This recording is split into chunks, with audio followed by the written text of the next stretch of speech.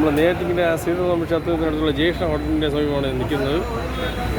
നല്ല നേരത്തിൽ ഇപ്പോൾ അറിയപ്പെടുന്ന ഒരു ഹോട്ടലായിട്ട് വരികയാണത്. ഇപ്പോൾ തന്നെ വടയുണ്ട്, വട, ഉഴുന്നവട, ഉള്ളിവട, മുഴുവൻ സാധനങ്ങൾ എല്ലാം ഉണ്ട്. പിന്നെ അതുപോലെ കഴിഞ്ഞിട്ട് തന്നെ ചിക്കൻ ഫ്രൈ ഉണ്ട്. വെജിറ്റേറിയൻ ഹോട്ടലിൽ ഇപ്പോൾ മാറ്റിയിട്ട് അത് അല്ല ചിക്കൻ ഉണ്ട്, ബീഫുണ്ട്, ബീഫ് പെട്ടുണ്ട്, എല്ലാം ഇതുമായിപ്പെട്ട മുഴുവൻ ഭക്ഷണ സാധനങ്ങളിലൂടെ ഉണ്ടാവും.